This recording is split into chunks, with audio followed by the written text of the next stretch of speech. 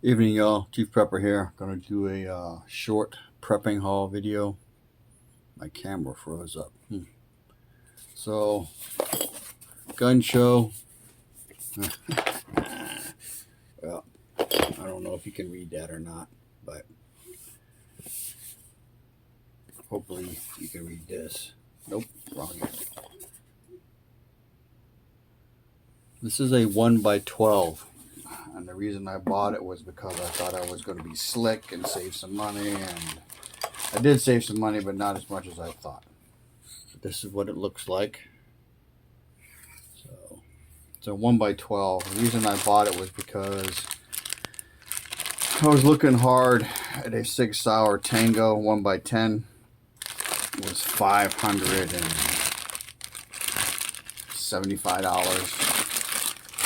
This is to replace a scope on one of my bang sticks. If you're wondering, I have a 1 by 4 illuminated reticle similar to this, but I bought it because I thought it was a good deal, and it was. It was $450 out the door. So it's an off-brand scope, but this particular dealer is at every large, small to large gun show that I've been to in Texas. I've been to 2 in Abilene in the last 60 days, and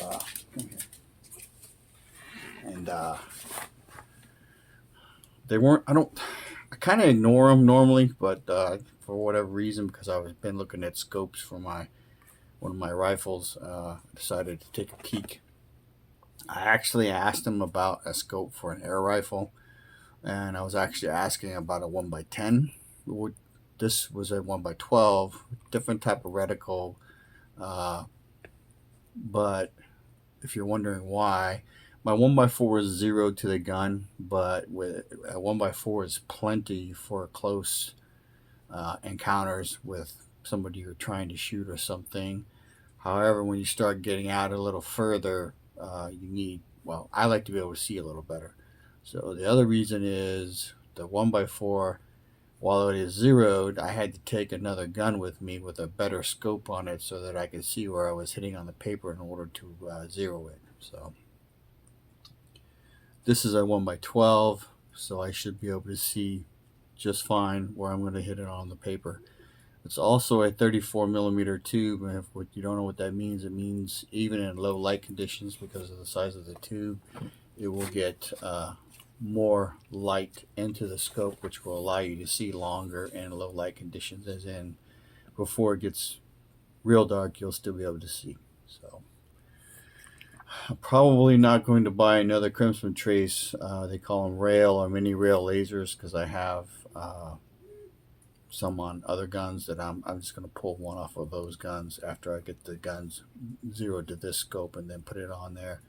And then less a red light, which again I can pull off another gun if I want it.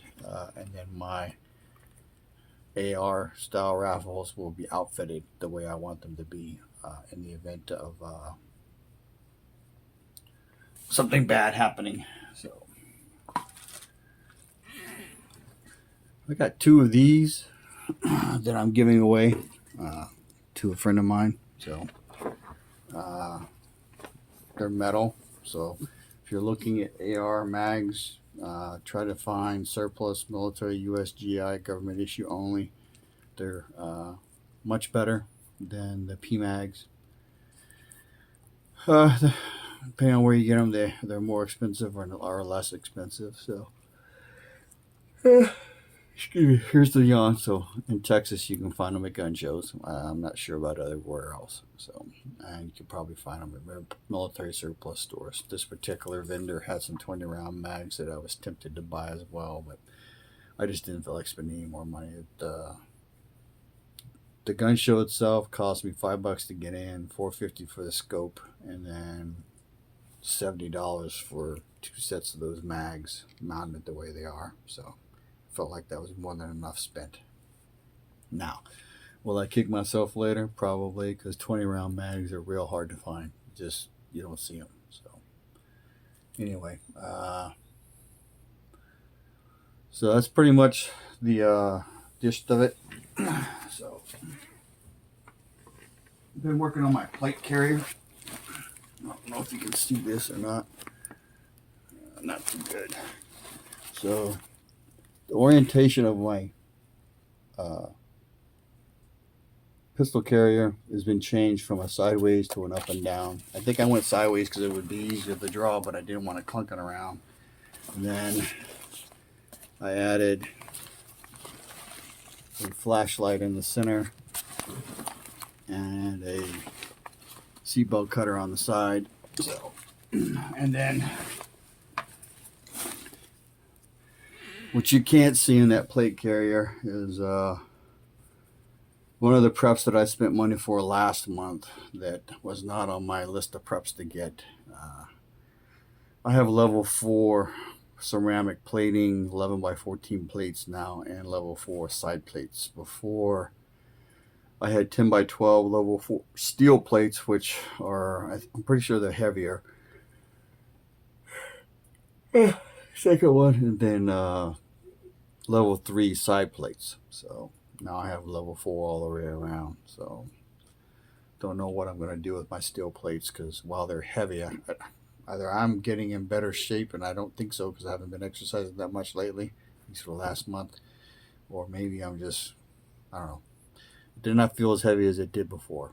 So maybe it is lighter by a little bit. I didn't weigh them, but because I went from 10 by 12 to 11 by 14, I did not gain that much of an advantage in weight. So if you don't know, there's a bill that's been introduced. I don't know where it's at or what the status is, but they're trying to outlaw body armor. They're trying to take away our guns. So take away our guns and take away our ability to defend against being shot. And what do you have? Society ripe for being butchered. So I may do another video talking about some other things, but this is pretty much it for this one. Thanks for watching. Remember, information is knowledge and power. Chief Prepper, out.